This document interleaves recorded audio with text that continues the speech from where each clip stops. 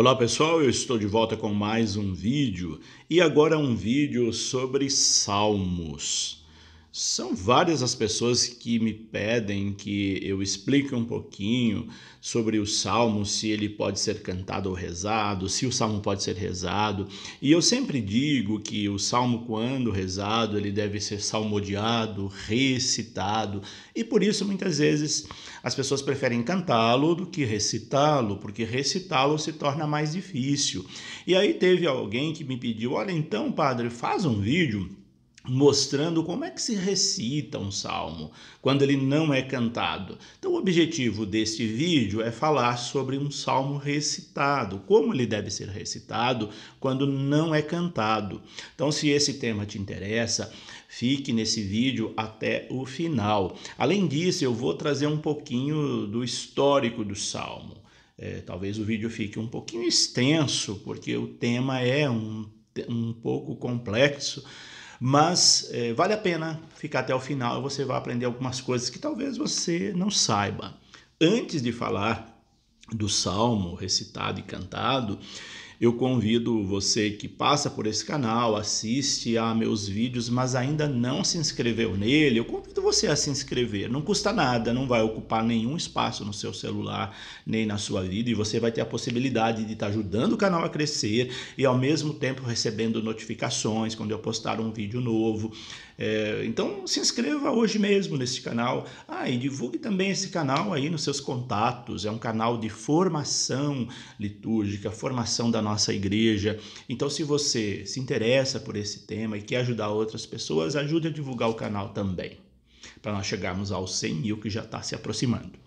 Vamos lá então com o tema do salmo. Nós temos nas nossas paróquias salmistas, mas é muito difícil a gente ter bons salmistas.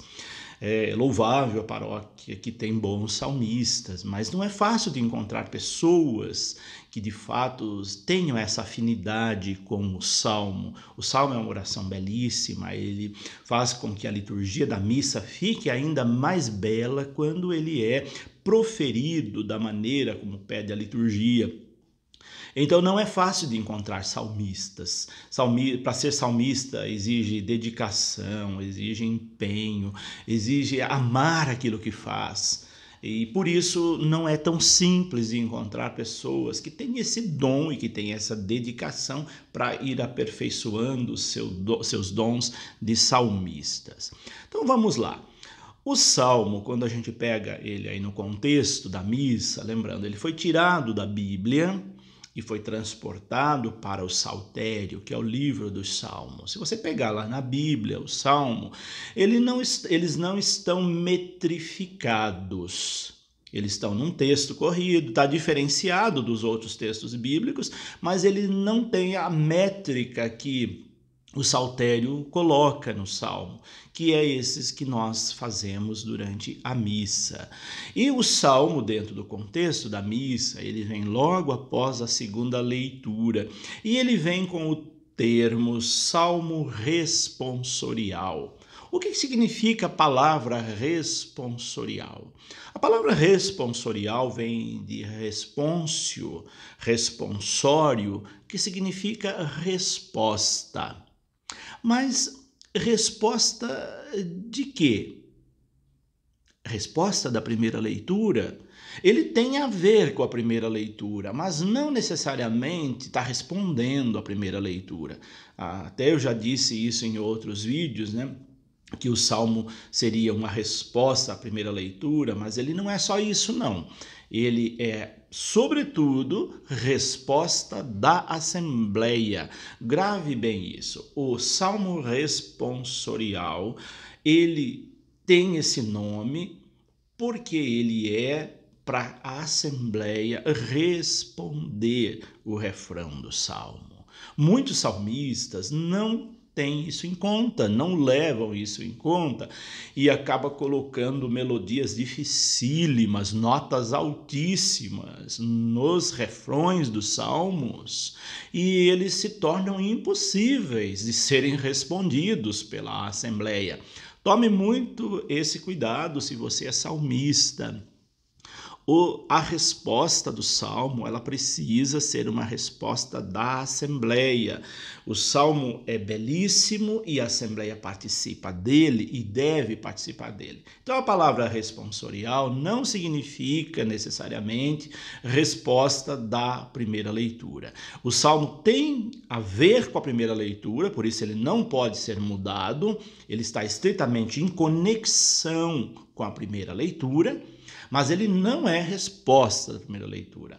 O responsório é a assembleia que faz. Por isso, então, ele vem em negrito as respostas. Essa é a primeira dica e uma dica muito importante para você que é salmista. Ao ensaiar os salmos, possibilite que eles sejam respondidos pela assembleia. Essa é a primeira dica. O salmo, ele pode ser recitado ou cantado. É mais comum nas nossas missas ouvirmos o salmo cantado. Aquilo que eu disse no início, né? Ele é cantado por causa da dificuldade que muitos têm em recitá-lo. Uma vez que o salmo é poesia, ele tem uma métrica, ele tem uma cadência, ele tem uma organização poética. Se recitado, ele precisa ser recitado como poesia, obviamente. Estou sendo redundante aqui, de propósito, para ser enfático. Por isso, ao ler o salmo, leia-o como poesia. Dê a conotação poética de poesia. Tanto é que ao pegar o salmo ali nos subsídios que nós temos para ensaiar, você vai ver que ele é separado por uma barra, né? Onde estão as medições do salmo. E se você pegar o salmo lá no saltério, eles estão grifados em negrito, as letras aonde você vai dar uma entonação em cada sílaba. Ele está todo dessa forma, por isso exige um ensaio antes, um treino, para que ele fique bem recitado. Então, por ser mais difícil recitá-lo do que cantá-lo, muitas pessoas preferem cantá-lo. No entanto, há também erros que acontecem ao cantar o salmo, de não cantá-lo como se pede o salmo. Lembrando, salmo precisa ser salmodiado. Salmodiar, esse termo se aplica a quem canta e a quem recita, para diferenciar de um canto qualquer. Se na leitura do salmo ele precisa ser recitado para diferenciar das leituras, primeira leitura, segunda leitura e evangelho, ao mesmo tempo, ao cantá-lo, ele precisa ser cantado de uma forma que o diferencie do canto de entrada, do canto de comunhão, do canto de ofertório, de um outro canto da missa. Ele precisa ser cantado, salmodiado. Por isso, o saltério traz as melodias próprias para salmos, que são melodias que a CNBB tem lá no seu inário de salmos. Então, se você é salmista, pesquise, vejam as melodias que existem lá no saltério, para você não estar enfiando qualquer melodia no salmo, e geralmente melodias de igreja evangélicas, é muito comum a gente ouvir isso em salmos, né? Às vezes o salmo é belíssimo, cantado divinamente, mas com melodias que não são salmodiadas, que são melodias oriundas das igrejas evangélicas. E isso não é correto dentro da igreja. Tome esse cuidado. Aqui eu vou abrir um parênteses. Quem tem trazido muito essas melodias gospel para os salmos é a RCC, a Renovação Carismática Católica, inspirada nos salmos da Canção Nova, tem trazido para as igrejas melodias das igrejas evangélicas, que não são melodias do saltério, que são melodias bonitas, como canto, leva à oração, são belíssimas, não desmerece a qualidade, mas elas não são apropriadas para o salmo. Tome sempre esse cuidado. Depois, outra dica importante para salmistas: o salmo no texto original, eles não trazem respostas, ou seja, o refrão. Dê uma olhadinha na Bíblia, você vai ver, não tem resposta, não tem o refrão. Quando ele passa para o saltério, que ele vai entrar na liturgia da missa, ele tem um refrão. E aí então que vem o salmo responsorial. O refrão do salmo, ele é escolhido de dentro do próprio contexto do salmo. Não é uma resposta inventada, mas é uma resposta de um ponto, uma resposta que é extraída de um ponto do salmo, que vai dar ênfase ao salmo. Aquilo que traz a ideia, geralmente é aquela parte que traz a ideia central do salmo. Então ela é enfatizada com as respostas da Assembleia, intercalando em cada estrofe. Então na liturgia é introduzido um refrão para o salmo. Esse refrão, quem diz, é a Assembleia. O salmista pode até dar um apoio de fundo, o coral dá um apoio de fundo ali para a Assembleia, mas quando a Assembleia capta o salmo, ela canta divinamente. Fica lindo demais na liturgia quando a Assembleia responde em uníssono os salmos. O refrão é selecionado, então, entre um dos versículos do Salmo, um versículo apropriado, como eu disse, que destaca aquela ideia central do texto. Ele serve, então, para sublinhar, para acentuar o caráter, o espírito daquele salmo. Lembre-se disso. O refrão, ele serve para sublinhar, acentuar, dar ênfase ao caráter principal do salmo. O salmo na liturgia, então eu reforço aqui, salmo na liturgia, os salmos da liturgia são salmos metrificados, ou seja, transformado em poesia para ser diferente das outras leituras e trazer essa beleza poética à liturgia. A metrificação é para conferir, então, a conotação poética aos salmos.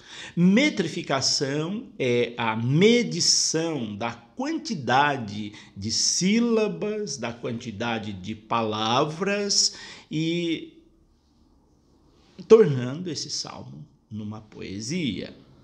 Isso não vai acontecer em outros textos bíblicos, exceto quando é um texto bíblico que se foi transformado em salmo. Nós temos dentro do Saltério alguns textos bíblicos que não são salmos, que são extraídos de uma leitura bíblica, o Magnífica, por exemplo, o Cântico de Jeremias ou o Cântico de Zacarias. Ele vai aparecer em algum momento dentro do Saltério, mesmo não sendo salmos, mas nesse caso eles são metrificados. O que não acontece com as leituras. A primeira leitura não é metrificada, ou seja, não são medidas as palavras. Segunda leitura também não, e evangelho também não. Então essa diferenciação é que vai dar ao salmo essa conotação poética que não tem as outras leituras. E essas quantidades de sílabas acentuadas como uma característica própria da poesia. A poesia tem essa métrica que quando a gente lá na idade escolar, por exemplo, faça uma memória quando você fez aí ensino fundamental, ensino médio, se você estudou numa escola que preocupava com a literatura, com certeza você aprendeu ou estudou, ouviu poesias, recitou poesias. Na época que eu estudei, por exemplo, lá nos idos da década de 70, que eu fiz meu ensino fundamental, os professores chamavam alunos à frente para recitar poesia. E aí eles ensinavam essa métrica da poesia. Quem é que não conhece aquela clássica poesia do Gonçalves Dias, né? Minha terra tem palmeiras, onde canta o sabiá, as aves que aqui gorjeiam, não gorjeiam como lá. É um clássico da poesia de Gonçalves Dias, lá do século XIX, que tem essa métrica muito evidenciada. Gonçalves Dias escreveu essa poesia quando ele estava no exílio, tanto é que o nome dessa poesia é Poema do Exílio, Ele estava no exílio, e lá no exílio ele tinha saudade da sua terra, e ele compôs essa poesia. A terra dele é Caxias, no Maranhão, e ele compôs essa poesia lá no exílio, com saudades da sua terra, dizendo, olha, até as aves daqui, elas não cantam como as aves lá do meu país, do meu estado, da minha região, lá no Nordeste, em Caxias, do Maranhão. Então ele trouxe essa beleza poética para falar da sua saudade. Nós temos salmos belíssimos que falam de saudade, aquele pendurávamos nossas harpas, o Salmo do Exílio, que tem um estilo muito parecido com esse, né? É uma forma poética de você falar da sua dor, de você falar da sua saudade. Os salmos têm isso, e os salmos precisam passar isso para a Assembleia, essa beleza poética do nosso ser, da nossa vida, daquele momento transportado para hoje, deve tocar o coração das pessoas. Então, quando você ouve uma poesia como essa de Gonçalves Dias, quando você recita esse texto de Gonçalves Dias, que ele rememora essa saudade, ele faz com que vivamos esse contexto que ele viveu lá no exílio. E a mesma coisa acontece com os salmos, por isso que eu trouxe esse exemplo para dizer, é a mesma coisa com o salmo. Quando a gente recita um salmo, nós estamos mergulhando naquele contexto que o salmo traz. Aquela beleza, seja de dor, seja de saudade, seja de experiência de Deus. Tem coisas belíssimas que falam os salmos e que ele, quando salmodiado muito bem, consegue transmitir isso para a Assembleia, para os participantes. Então aprendemos que esses versos, eles não podem ser proferidos de qualquer jeito. Os salmos não podem ser proferidos de qualquer jeito, como não pode ser proferido de qualquer jeito um texto de uma poesia. Você mata a poesia se você não der a entonação poética a uma poesia. Por isso se aprende a recitar poesia, a declamar poesia. E o salmo, por isso a gente aprende a salmodiar no estilo poético para dar vida ao salmo. Então é necessário fazer a correta acentuação do salmo. Você que vai ler um salmo, lembre, você vai recitar um salmo, você vai salmodiar, dando a devida acentuação ao salmo onde cabe. Não só a correta acentuação de cada palavra, mas a correta acentuação a um verso inteiro do salmo.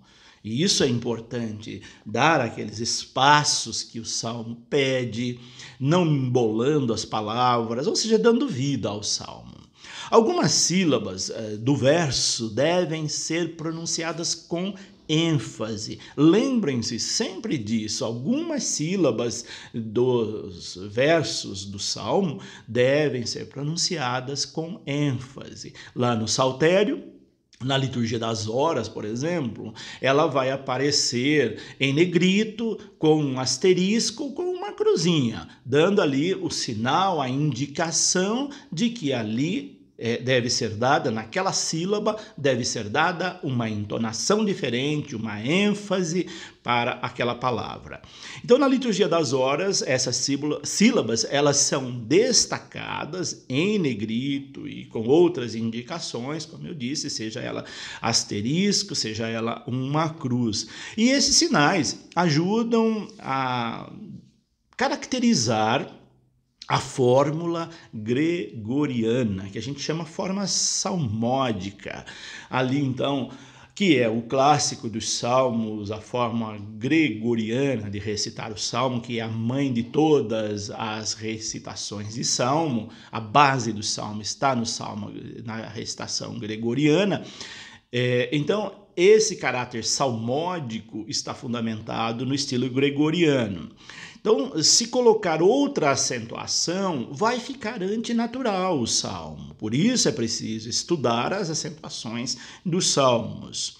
Os acentos e as quantidades de sílabas ou palavras são um aspecto musical da poesia. Ela tem a quantidade exata, a quantidade certa de sílabas e de palavras em cada frase para dar essa conotação de poesia. Os acentos caem precisamente, grave bem isso, os acentos caem precisamente dentro do salmo na terceira e na sétima sílaba de cada salmo. Ali é que se dá essa acentuação dentro do salmo. Então grave bem isso. Terceira e sétima sílabas, ela tem aquela acentuação. As sílabas poéticas devem ser contadas somente até a última sílaba tônica. O que isso tem a ver com o salmo responsorial? Tudo a ver com o salmo responsorial. Usamos, então, a versão metrificada do Saltério, que é o livro dos Salmos, e esse livro ele foi impresso com o nome de Saltério Litúrgico. É uma tradução oficial da CNBB. Essa tradução da CNBB está baseada lá no Saltério da Lumen Christi, que é o original onde estão os salmos da liturgia da Igreja Católica.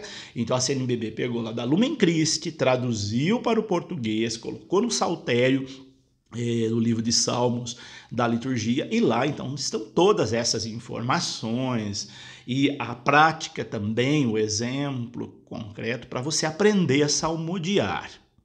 Ainda que o salmo responsorial seja recitado na missa e não cantado, né, quando ele é recitado, esse conhecimento é muito importante para conferir a beleza do salmo, para proferi-lo com beleza. Se você não conhece e lê de qualquer jeito, você não vai conferir essa beleza que pede o salmo.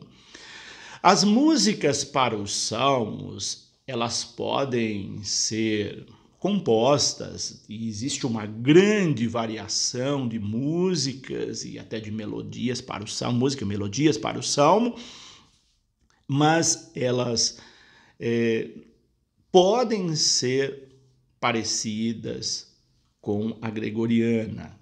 De preferência, tenham uma similaridade com o estilo gregoriano.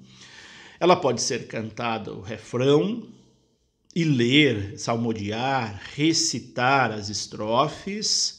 Não é o mais indicado, obviamente, empobrece um pouco o salmo quando ele é só cantado o refrão e lido, salmodiado as estrofes, mas, não tendo possibilidade, faça dessa forma. Pode ser, então, cantado dessa forma. Agora, é importante que o refrão esteja a cargo da Assembleia, seja ele rezado ou cantado, o refrão do salmo é da Assembleia. A música composta para o refrão deve ser simples e que permita que as pessoas da Assembleia possam repetir. Tome sempre esse cuidado. Se você encontrou lá uma resposta muito grande, pode cortá-la pela metade. Importante que ela seja, de fato, repetida pela Assembleia. E saber salmodiar inclui conhecer as questões métricas. Aquilo que eu disse no início, eu repito agora. Conheça um pouco as questões métricas de um salmo, veja onde é dada as devidas acentuações, qualquer coisa, dê uma olhadinha lá na liturgia das horas e você vai ver esse salmo ali na liturgia das horas, bem metrificado, bem medido para você poder fazer uma boa, salmodiar bem na missa. Agora, já finalizando esse vídeo, eu quero trazer um exemplo. Não é um exemplo ilustre, obviamente fui eu que fiz, eu recitei um salmo dando a devida acentuação para que vocês possam conhecer um pouquinho como é que recita um salmo. Ele não ficou exemplar como deveria, porque eu não sou um salmista preparado para isso. Mas eu coloquei aquilo que é básico para recitar um salmo. Então eu vou colocar a seguir, você vai ouvir esse salmo. Esse salmo é o Salmo 62, 63, da liturgia do 12º domingo do tempo comum do ano C, é o Salmo Sede de Deus. No momento que eu gravo esse vídeo, nós estamos ali, passamos no domingo passado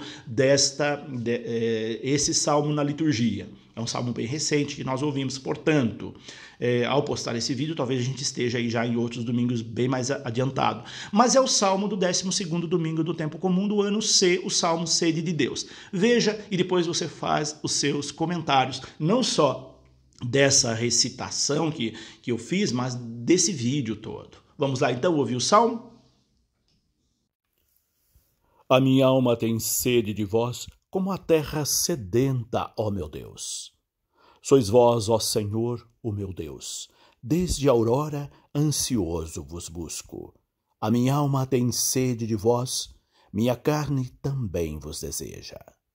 Como terra sedenta e sem água, venho assim contemplar-vos no templo, para ver vossa glória e poder. Vosso amor vale mais do que a vida, e por isso meus lábios vos louvam. Quero, pois, vos louvar pela vida e elevar para vós minhas mãos. A minha alma será saciada como em grande banquete de festa. Cantará a alegria em meus lábios, ao cantar para vós meu louvor.